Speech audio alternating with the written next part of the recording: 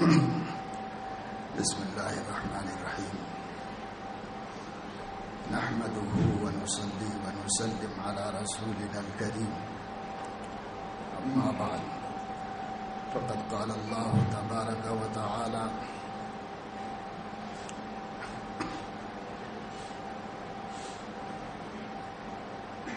والذين إذا أنفقوا لم يسرفوا ولم يقتروا وكان بين ذلك قواما.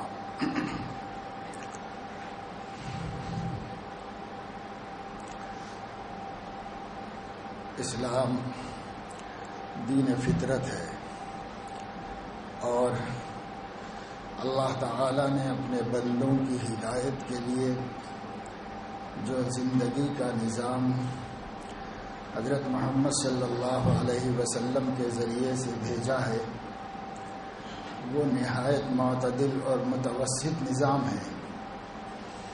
سورہ بقرہ میں اللہ نے اس امت کی تعریف کرتے ہوئے فرمایا وَكَذَلِكَ جَعَلْنَاكُمْ أُمَّةً وَسَطًا لِتَكُونُوا شُهَدَاءَ عَلَى النَّاسِ.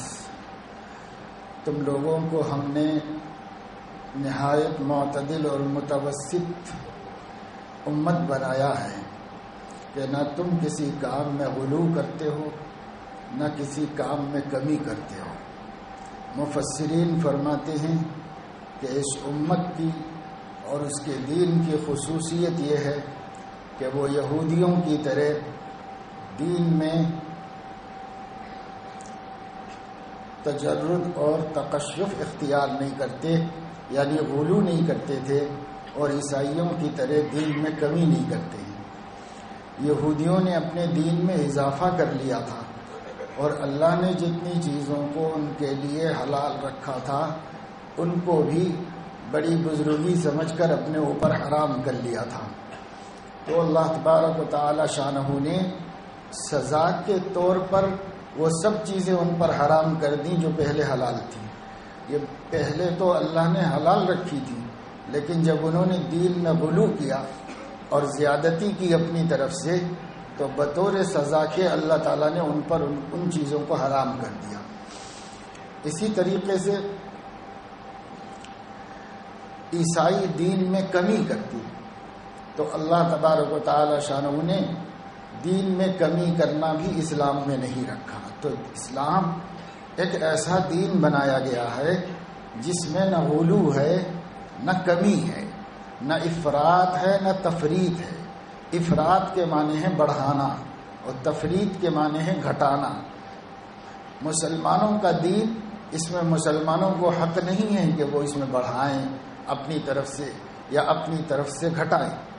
لا تقولوا لما تصف ألسنتكم الكذب هذا حلال وهذا حرام لتفتروا على الله الكذب ان الذين يفترون على الله الكذب لا يفلحون.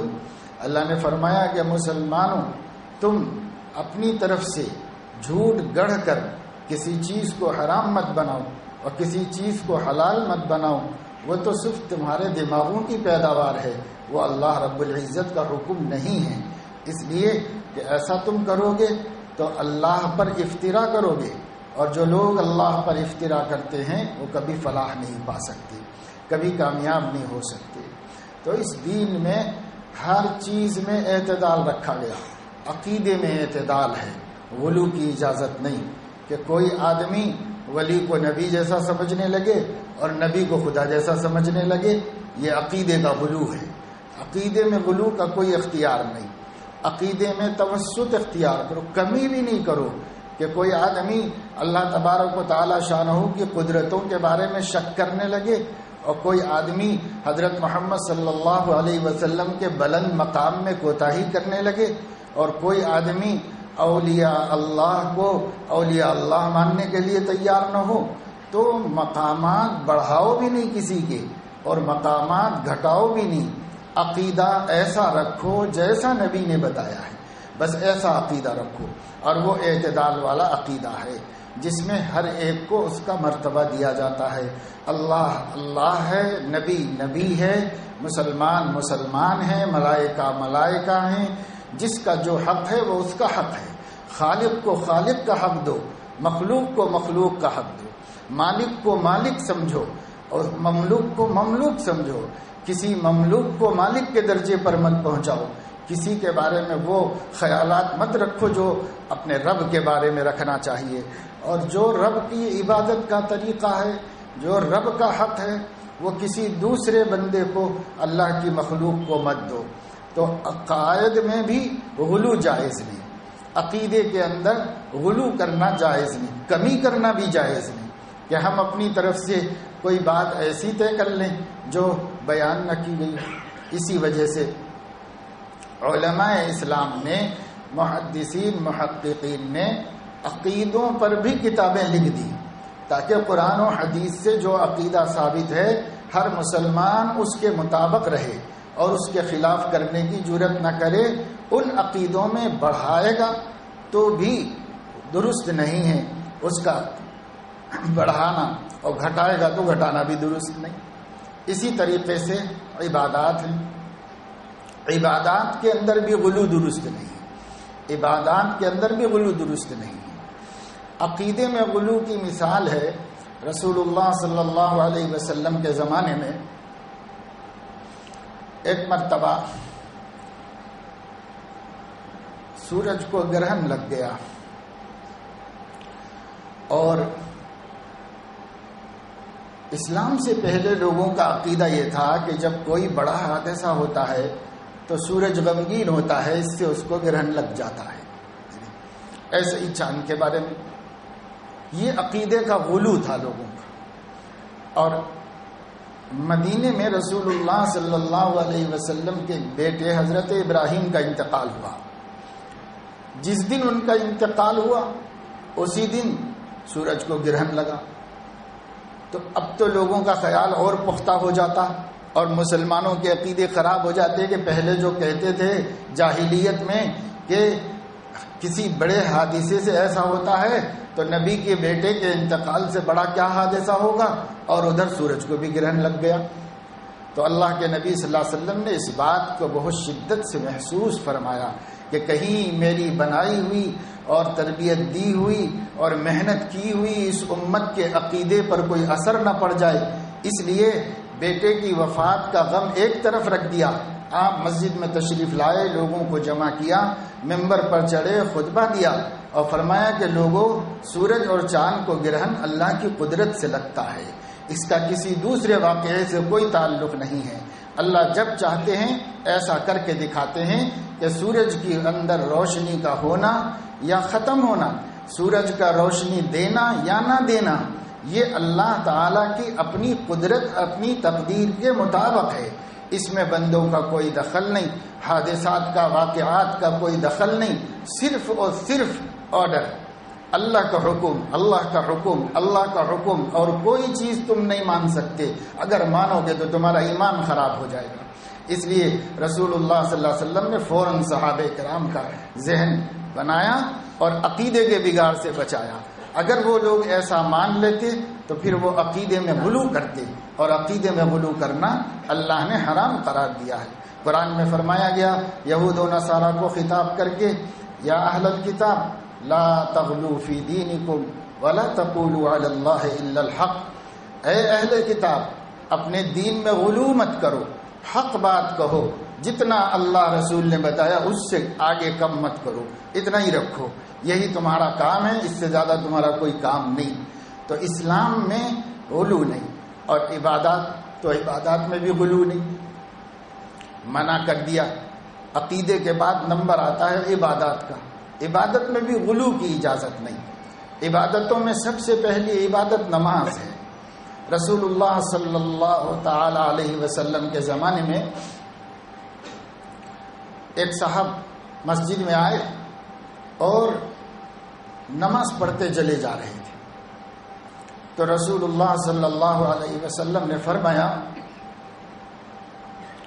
علیکم ہدیا قاصدا، تم لوگ اپنے اوپر اعتدال والا راستہ اختیار کر لو، یہ نماز پہ نماز، رکعت پہ رکعت، رکعت پہ رکعت، رکعت پہ رکعت پڑھتے چلے جا رہا ہے، اللہ کو ایسا اچھا نہیں لگتا، یہ اسلام کی تعلیم نہیں ہے۔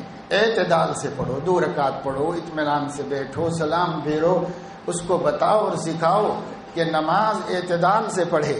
یہ جلد بازی کی نماز کے سجدے کے پیچھے سجدہ، سجدے کے پیچھے سجدہ، رکعت کے پیچھے رکعت کرتا چلا جا رہا ہے. کوئی مشین تھوڑی ہے کہ چل رہی ہو. عبادت ہے اللہ کے سامنے عجز سے کھڑے ہونا، نیاز سے کھڑے ہونا، غور و فکر کے ساتھ کھڑے ہونا، عظمت رب کے استحضار کے ساتھ رکوع کرنا، سجدہ کرنا، تسبیح پڑھنا تو تسبیح کے معنی پہ دھیان دینا، ثنا پڑھنا تو ثنا کے معنی پہ دھیان دینا. نماز پڑھنا سکھاؤ اس کو. یہ نماز کا طریقہ نہیں، ایسی جلد بازی کی نماز نہیں ہوتی. علیکم ہدیا قاصدا، تم کو چاہیے کہ تم اعتدال کا طریقہ اختیار کرو. تو نماز پڑھنے کے طریقے میں یہ بتایا. اور ایک دفعہ آپ مسجد میں تشریف لائے تو رسول اللہ صلی اللہ علیہ وسلم نے دیکھا کہ ستون سے رسی لٹکی ہوئی ہے. آپ نے فرمایا یہ رسی کیسے لٹکی ہوئی ہے بھائی؟ تو لوگوں نے بتایا کہ ایک عورت آتی ہے رات میں، وہ نفلیں پڑھتی ہے اور چونکہ نیند کا غلبہ ہو جاتا ہے تو اس پہ لٹک جاتی ہے مگر پڑھتی رہتی ہے. تو اللہ کے نبی صلی اللہ علیہ وسلم کو حدیث میں آتا ہے، بخاری شریف میں ہے، کہ بہت غصہ آیا اور آپ نے فرمایا ابھی کھولو یہ رسی اور اس عورت سے کہہ دینا کہ جب تک اس کو نشاط ہو نماز پڑھے، جب نیند آئے تو سو جائیے. کیا مصیبت ہے کہ رسی پہ لٹک کے نماز پڑھتی ہے؟ اس کی اجازت نہیں اسلام کے اندر. یہ اعتدال نہیں ہے، یہ غلو مت کرو نماز کے اندر. اس کو سکھا دو اور رسی کھول دو اور اس سے بولو کہ جب تک نیند نہیں آ رہی نماز پڑھو، نیند آ رہی تو سو جاؤ. کوئی حرام ہے؟ اللہ نے منع کیا ہے سونا تو سو جاؤ. اسی طریقے سے کچھ لوگ آئے ازواج مطہرات کے گھر پر اور انہوں نے آ کر پوچھا کہ اللہ کے نبی صلی اللہ علیہ وسلم رات میں کیا عبادت کرتے ہیں؟ ہم لوگ تو دن کا تو دیکھ لیتے ہیں باہر، لیکن رات میں گھر میں رہتے ہیں، تو رات میں کیا عبادت کرتے ہیں؟ تو ازواج مطہرات نے بتایا معمول آپ کا یہ تھا کہ 1/3 رات تو خاص صحابہ کچھ ضروری باتیں کرنے کے لیے، اہم علم حاصل کرنے کے لیے آتے تھے تو ان کے ساتھ بات کرتے تھے. 1/3 رات کو آپ سو جاتے تھے، آخری تہائی میں اٹھ کر نفلیں پڑھتے تھے، تہجد میں اللہ کے حضور کھڑے ہو جاتے تھے. تو وہ لوگ باہر پردے کے باہر، دروازے کے باہر سے پوچھا امہات المومنین سے. جب ازواج مطہرات نے یہ جواب دیا تو وہیں کھڑے کھڑے آپس میں بات کر رہے تھے. تو آپس میں کہنے لگے کہ یہ تو بہت کم عبادت ہے. کأنہم تقالوہا، یعنی پوری رات تو نہیں ہے، یہ تو تھوڑی رات ہے، تو یہ تو بہت کم عبادت ہے. پھر کہنے لگے این نحن ورسول اللہ صلی اللہ علیہ وسلم، کہاں ہم اور کہاں اللہ کے رسول؟ ارے بھائی وہ تو بخشے بخشائے ہیں، وہ اتنی بھی نہ کریں تو چلے گا، لیکن ہم لوگوں کو تو بہت ضرورت ہے. خدا کی قسم میں آج کے بعد کبھی رات کو نہیں سوں گا، رات تمام عبادت کرتا رہوں گا.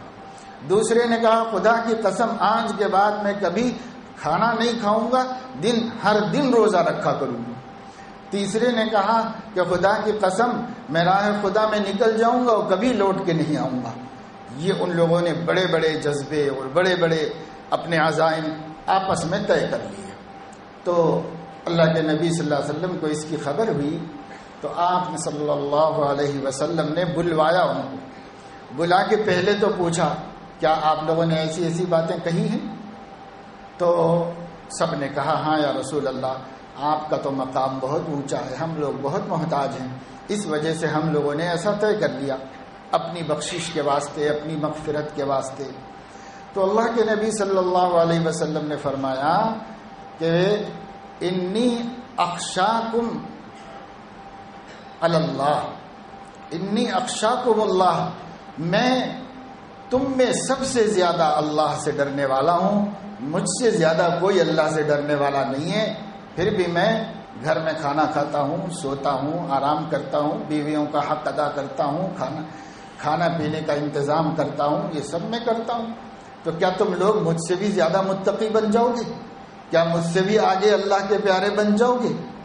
خبردار، جو عمل میں کر رہا ہوں وہی تم بھی کرو. میں سوتا بھی ہوں، عبادت بھی کرتا ہوں، تم بھی سویا بھی کرو، عبادت بھی کیا کرو. میں کبھی روزہ بھی رکھتا ہوں، کبھی بے روزے دار بھی رہتا ہوں، تم لوگ بھی ایسا کرو.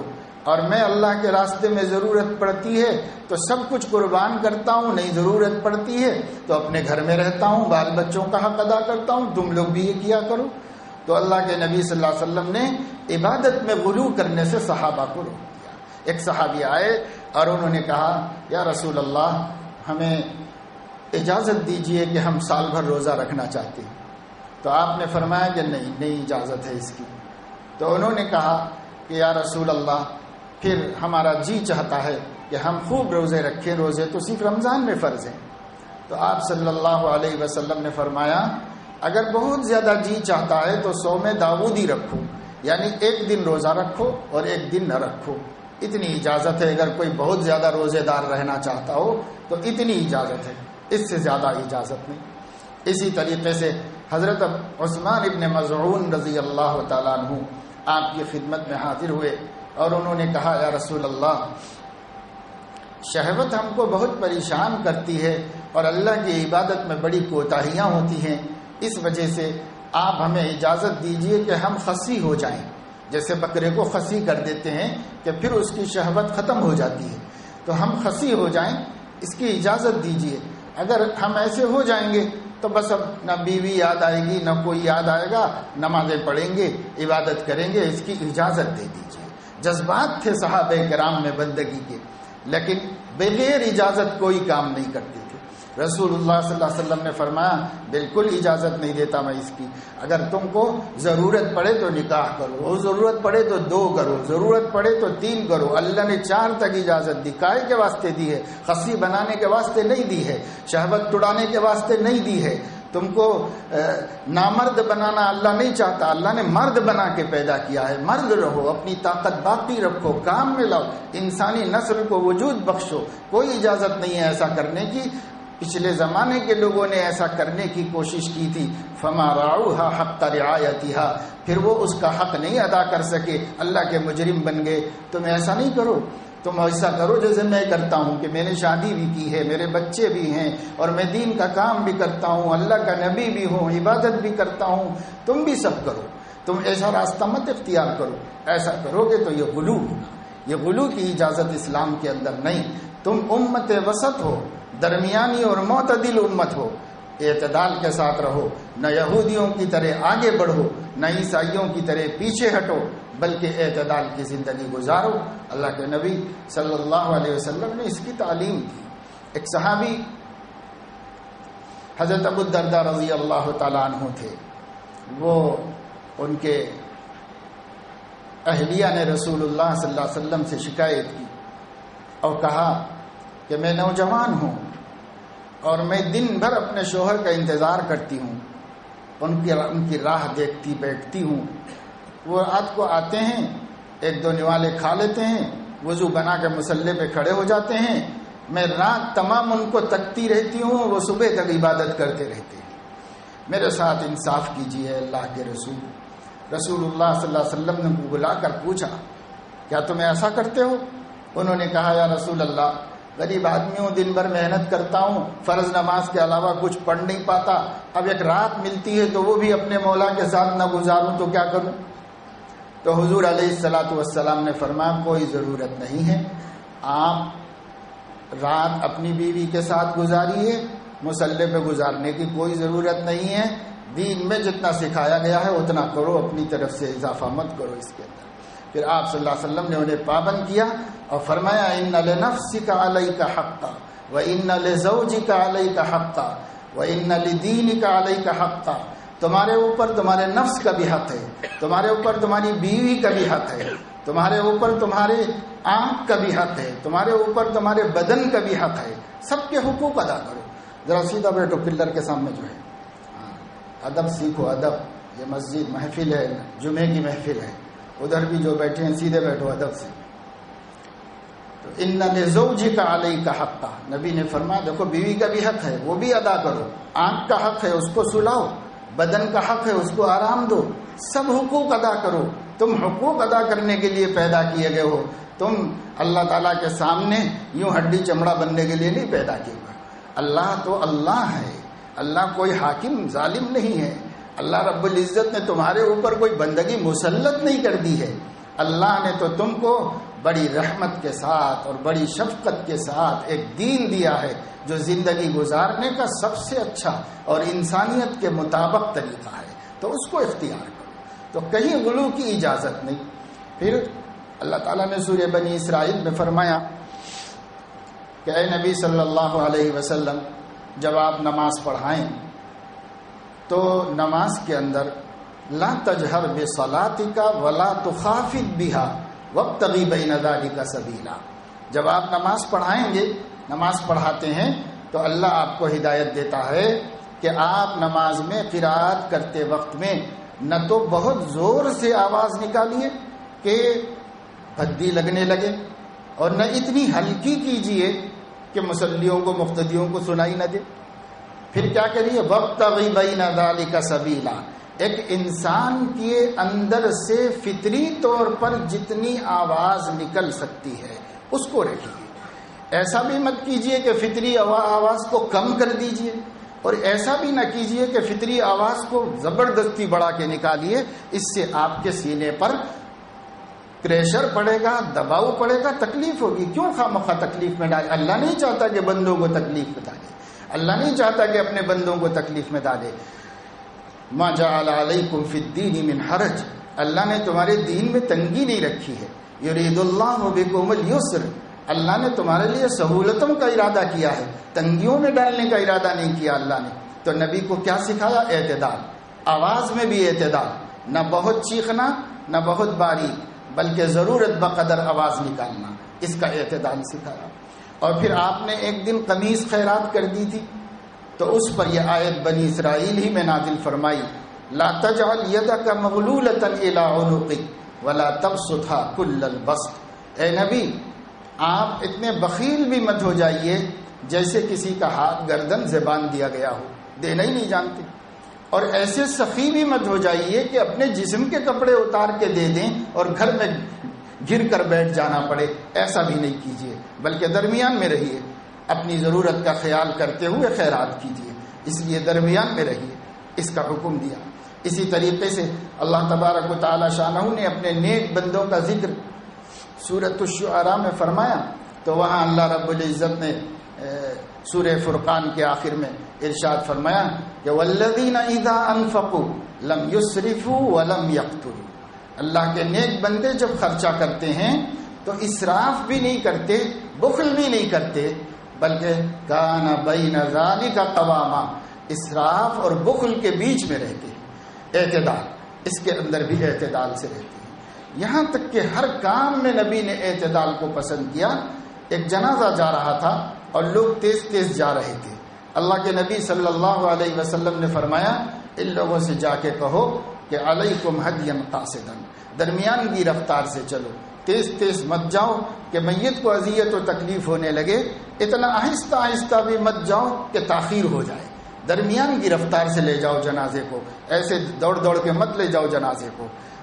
آج کل بھی جیسے لوگ دوڑ دوڑ کے جنازے کو لے جاتے ہیں، لیکن نبی نے جنازے ہی کے سلسلے میں فرمایا علیکم ہدیا قاصدا، اطمینان سے لے جاؤ جنازے کو، دوڑ دوڑ کے مت لے کر کے جاؤ، یہ طریقہ صحیح نہیں۔ اس لیے کہ چلنے میں بھی انسان کو درمیانی راہ اختیار کرنا چاہیے، بلا وجہ دوڑنا نہیں چاہیے اور بلا وجہ مٹک مٹک کے چلنا نہیں چاہیے، بلکہ درمیانی راستے میں ایک مردانہ رفتار سے انسان کو چلنا چاہیے۔ اس کا حکم رسول اللہ صلی اللہ علیہ وسلم نے دیا ہے، اور حدیث میں بے شمار واقعات ہمیں ملتے ہیں جس میں صحابہ کرام سے ذرا غلو ہوا تو اللہ کے نبی نے فوراً روکا اور ٹوکا اور فرمایا غلو نہیں کرو بھائی، اعتدال والا دین اختیار کرو۔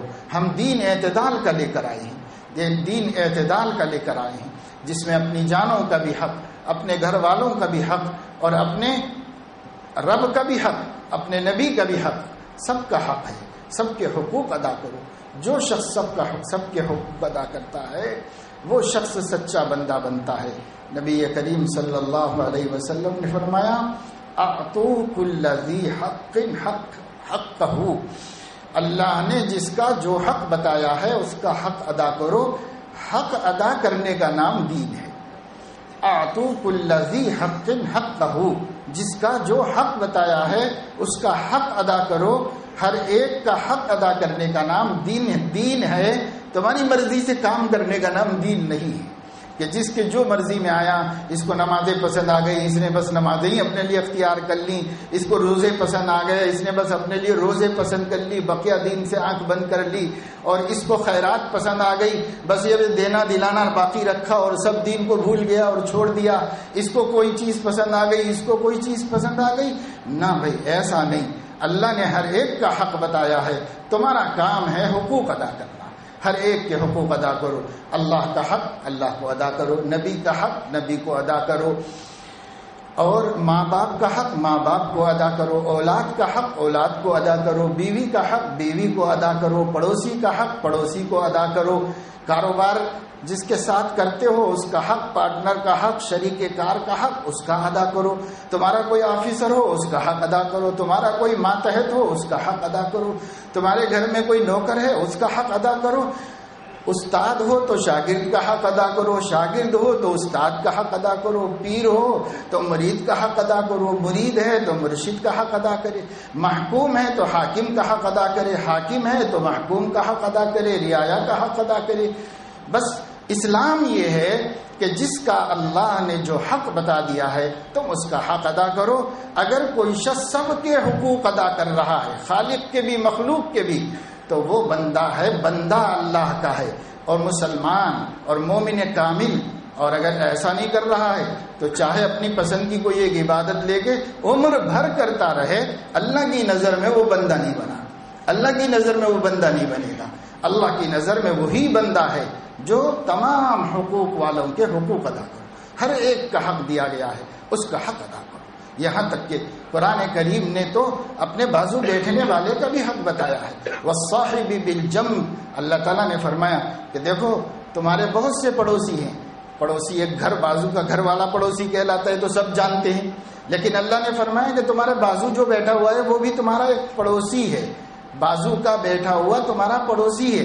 مثال کے طور پر بس میں ہم جا رہے ہوں تو ہماری سیٹ پر جو بازو بیٹھا ہوا ہے وہ پڑوسی بن گیا ہے، والصاحب بالجنب ہے، اس کا حق ادا کرو، اس کا حق یہ ادا کرو کہ تمہاری سیٹ جتنی ہے اس سے زیادہ مت لو، اس لیے کہ اگر تم ذرا پھیل کے بیٹھو گے اس کی سیٹ میں تنگی کرو گے تو اس کے حق مارو گے، جب حق مارو گے تو تمہارا دین اللہ کے ہاں کمزور ہو جائے گا، تمہارا دین صحیح نہیں رہے گا۔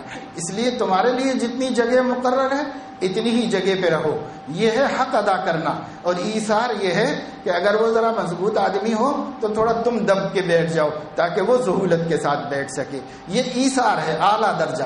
اور ادنا درجہ یہ ہے کہ اپنی جگہ سے زیادہ پہ مت جاؤ، اپنی جگہ پہ بیٹھو، یہ پڑوسی کا حق ہے، چاہے وہ مسلمان ہو، چاہے غیر مسلم ہو، چاہے شرابی کبابی ہو، چاہے سود خار ہو، جواری ہو، اگر وہ تمہارے بازو بیٹھا ہوا ہے تو اس کے اعمال سے کوئی مطلب نہیں، اب وہ پڑوسی ہے، اس کا حق ادا کرنا تمہاری ذمہ داری ہے۔ اگر تم اس کا حق نہیں ادا کرو گے اللہ اس حق کو بھی قیامت میں پوچھے گا، اس حق کو بھی پوچھے گا۔ علماء نے، اصحاب تفسیر نے لکھا ہے اس آیت کی تفسیر میں کہ کم از کم اس بازو والے کا نام پوچھ لے، خیریت ہے، کہاں رہتے ہیں، سب ٹھیک ٹھاک ہے، اتنا تو پوچھو اس سے، یہ حق ہے بازو والے کا۔ اگر تم چپ چاپ بیٹھے اور دوسرے اسٹیج پہ اتر گئے اور بازو والے کا کوئی حق نہیں ادا کیا تو تم نے پڑوسی کا حق مارا جس کو پوچھا جائے گا قیامت کے دن، اللہ اس کا حساب لے گے۔ تو میرے عزیزو، دوستو، نوجوانوں، ہمارے اوپر اللہ نے حقوق رکھے ہیں۔ اب مسلمان کامل بننا چاہتے ہیں تو تمام لوگوں کے حقوق معلوم کرو کہ کس کا میرے اوپر کیا حق ہے، اور اس حق کو ادا کرنے کی فکر کرو۔ جو اس میں جیت گیا انشاءاللہ محشر میں کبھی رسوا نہیں ہوگا اور ضرور جنت میں جائے گا، بے حساب جنت میں جائے گا۔ اور اگر وہ اس میں نہیں جیت سکا تو اپنی نفلوں سے، اپنی تلاوتوں سے، اپنی خیراتوں سے ہرگز ہرگز اللہ کو راضی نہیں کر سکتا۔ اللہ کو راضی کرنے کا طریقہ سب سے پہلے اہل حقوق کے حقوق ادا کرنا ہے۔ اہل حقوق کے حقوق ادا ہو گئے تو اس کے بعد سب نفلیں چلیں گی، سب کام آئیں گی، سب نفع دیں گی، لیکن پہلے اہل حقوق کے حقوق ادا کرو۔ آج اس کی فکر نہیں ہے، بہت سے لوگ ہیں اپنے ماں باپ کے تک حق نہیں ادا کر رہے ہیں، اور بہت سے ماں باپ ہیں، افسوس کی بات ہے، باپ ہو کر اولاد کا حق نہیں ادا کر رہے ہیں۔ ایسے کتنی مثالیں دنیا کے اندر ہیں۔ میاں بیوی ایک دوسرے کے حقوق نہیں ادا کر رہے، پڑوسی سے پریشان ہیں کیونکہ ایک دوسرے کے حقوق نہیں ادا کر رہے، رشتہ داروں سے کٹ گئے ہیں اس لیے کہ ایک دوسرے کے حقوق نہیں ادا کر رہے ہیں، پڑوسی دوست سے ناراض ہے اس لیے کہ ایک دوسرے کے حقوق نہیں ادا کر رہے ہیں۔ اس لیے حقوق ادا کرنے کی فکر کیجئے، اس کی جانب توجہ اور دھیان دیجئے۔ یہ ہمارا دین ہے، دین کو نہیں سمجھیں گے تو غلطی میں مبتلا رہیں گے اور دھوکے میں زندگی پوری ہو جائے گی۔ اس لیے دین کو سمجھیے کہ دین ہے کیا، دین کی حقیقت کیا ہے، اس کی طرف دھیان اور توجہ دینا چاہیے اور اس کی فکر کرنا چاہیے۔ ہمیں اگر ہم یہ کریں گے اور سب کے حقوق ادا کریں گے تو پھر ہم جتنی بھی عبادتیں کریں گے سب معتبر ہوں گی، سب مقبول ہوں گی اللہ کے پاس۔ نہیں تو پھر ہم کسی کا حق مارے ہوئے ہوں اور پھر عبادت کریں تو یہ عبادت معتبر نہیں ہوتی اللہ رب العزت کے پاس۔ اللہ تعالی ہمیں توفیق نصیب فرمائے، اور خاص طور سے ہمارے وہ احباب جو اس وقت اعتکاف میں اللہ کے گھر میں پڑے ہوئے ہیں، انہیں اللہ تبارک و تعالی شانہ ہم سب کو توفیق دے کہ ہم اس مہلت میں جو اس کے گھر میں گزر رہے ہیں دین کی حقیقت کو صحیح معنوں میں سمجھ لیں اور دین پر چلنے کا جذبہ اور ارادہ پختہ لے کر ہم یہاں سے نکل سکیں اور عمر بھر دین پر چلنے کی کوشش کرتے رہیں۔ لیکن اس سے پہلے سب سے پہلے دین ہے کیا، اس کو جاننا ہے۔ دین کے ناقص تصورات کی وجہ سے آج دین ہمارے سماج میں آدھا بھی باقی نہیں ہے، دین کا بڑا حصہ سماج سے نکل گیا ہے، کیونکہ دین کو صحیح سمجھا ہی نہیں ہم نے کہ دین کہتے کس کو ہے۔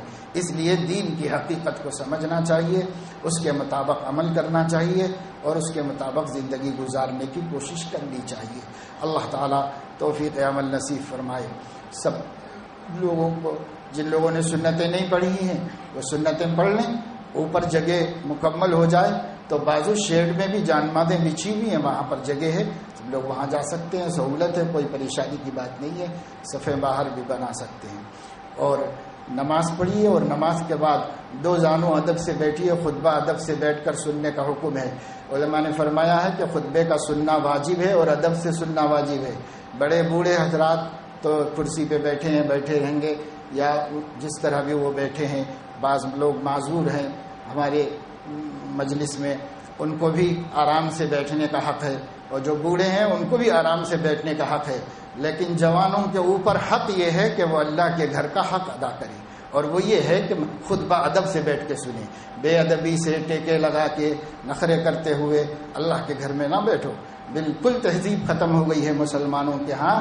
آفیسر سے تو ڈرتے ہیں، کمپنی میں جائیں گے 20,000 25,000 ہائی ٹیک سٹی میں مل رہے ہیں تو اپنے آفیسر سے ڈرتے ہیں، بے ایمان آفیسر سے، لیکن مسجد میں اللہ سے نہیں ڈرتے، اللہ کے گھر کا احترام نہیں کرتے۔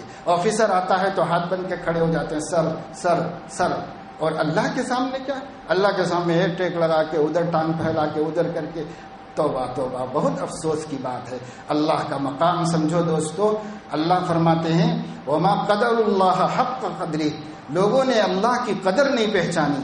والارض جميعا قبضته یوم القیامہ، قیامت کے دن زمین اللہ کی مٹھی میں ہوگی۔